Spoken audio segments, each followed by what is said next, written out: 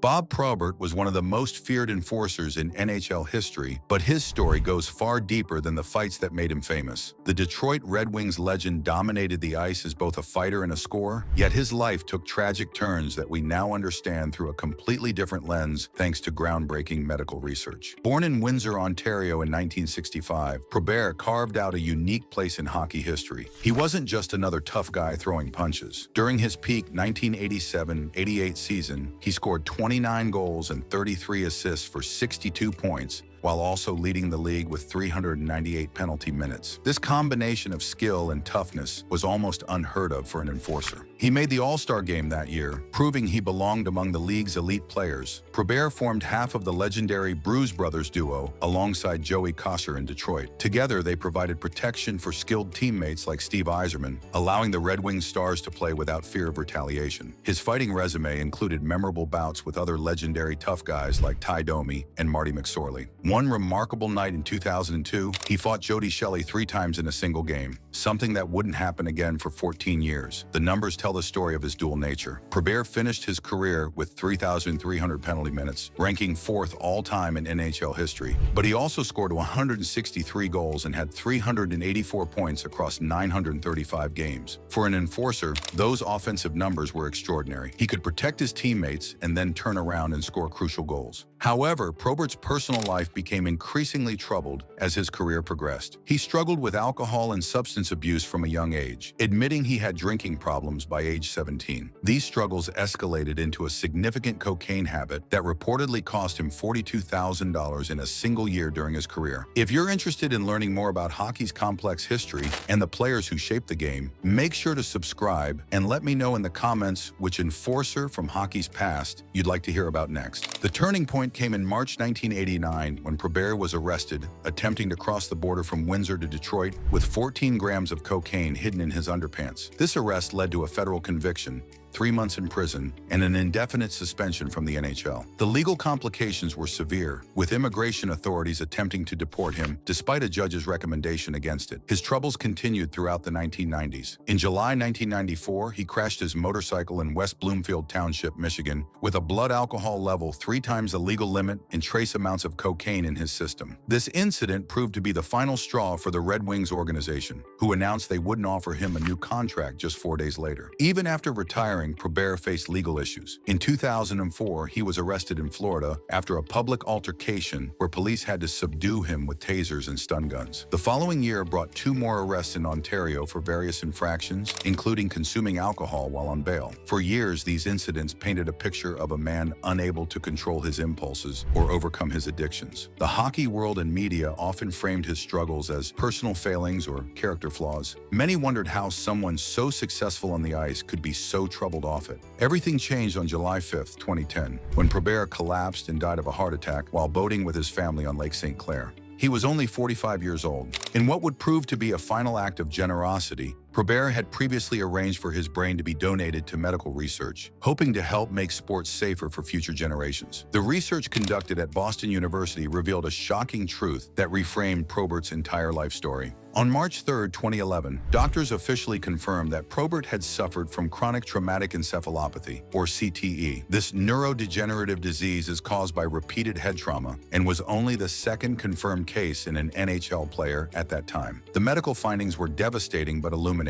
CTE damages the medial temporal lobe of the brain, which controls memory, impulse control, addiction responses, emotions, depression, and anxiety. According to his widow Donnie, Probert's behavior in his 40s showed clear signs of these symptoms, including growing problems with short-term memory, attention difficulties, and a notably short temper. This diagnosis completely changed how we understand Probert's struggles. The physical toll of his enforcer role, characterized by hundreds of fights and countless blows to the head, had directly contributed to neurological damage that likely worsened the very issues that defined his personal battles. His addiction problems and legal troubles weren't simply personal failings, but tragic symptoms of a disease caused by the repeated brain trauma he suffered while doing his job. Dr. Robert Cantu noted that while Probert's CTE wasn't as severe as cases seen in boxing or football, its presence in a hockey player was considered remarkable and highlighted the serious nature of head trauma in the sport. The discovery served as a wake-up call for the hockey hockey world about the long-term consequences of fighting and head injuries. Probert's teammates and rivals remembered him as much more than his struggles suggested. Steve Yzerman, his Red Wings captain, described him as a gentle giant with fists of stone, but also a soft scoring touch. Yzerman credited Probert as one of the biggest reasons for the rebirth of the Detroit Red Wings in the 1980s. Even former rivals like Ty Domi expressed deep respect, saying they had great mutual respect despite their on-ice battles. Personal stories revealed the man behind the enforcer mask. His daughters remembered a goofy dad who would sing to them, take them for midnight ice cream runs, and deliberately embarrass them in public just to make them laugh. Fans recalled his kindness, like staying after a children's Christmas party to help with cleanup, even though he could have easily left. The documentary and memoir, Tough Guy, My Life on the Edge, released after his death, provided his unvarnished account of his struggles and aimed to show the complete picture of his life. These accounts painted a portrait of someone who was simultaneously a fearsome professional and a deeply loving family man. The impact of Probert's CTE diagnosis extended far beyond his personal story. His case became central to ongoing debates about player safety and the long-term health consequences of the enforcer role in hockey. The revelation forced the hockey world to confront uncomfortable questions about whether the entertainment value of fighting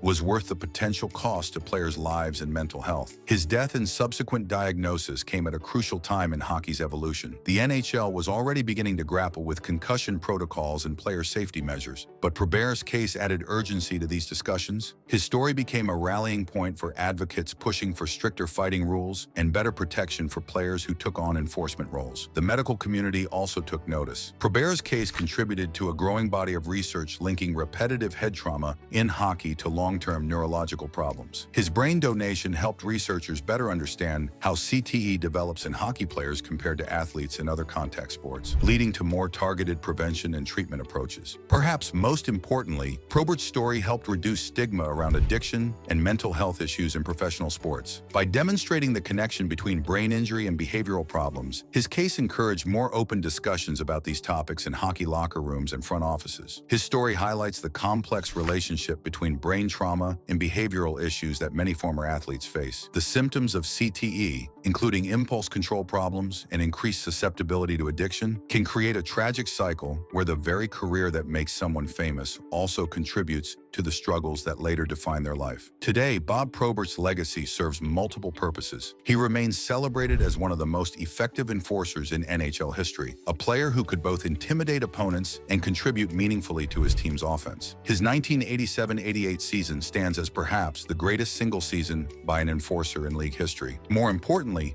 his story has become a crucial case study in sports medicine and player safety. The CTE research stemming from his brain donation has contributed to better understanding of head trauma in hockey and has influenced discussions about rule changes and player protection protocols. Probert's willingness to donate his brain for research, even while struggling with the very symptoms that donation would later explain, represents a final act of courage and generosity. His contribution to medical science continues to help protect current and future players from suffering similar fates. The hockey world learned from Probert's story that the line between heroism and tragedy can be tragically thin. He was a protector who enabled his teammates to play freely, but the cost of that protection was ultimately his own neurological health. His legacy forces us to consider whether the roles we celebrate in sports are worth the human costs they sometimes exact. Understanding Probert's story through the lens of CTE doesn't diminish his personal responsibility for his actions, but it provides crucial context that transforms our understanding of his struggles. Rather than seeing addiction and behavioral problems as moral failures, his case demonstrates how brain trauma can fundamentally alter someone's ability to make sound decisions and control impulses. If you found this deeper look at Bob Probert's complex legacy meaningful, please subscribe for more thoughtful examinations of hockey history's most important figures and the lessons their stories teach us about the sport we love. Bob Probert's story reminds us that behind every statistic and highlight reel is a human being with their own struggles and triumphs. His life encompassed the highest highs of professional hockey success and the lowest lows of personal struggle, but the medical discoveries following his death have helped us understand that these weren't separate stories, but interconnected parts of one tragic, complex, and ultimately important legacy that continues to influence how we think about player safety in professional sports.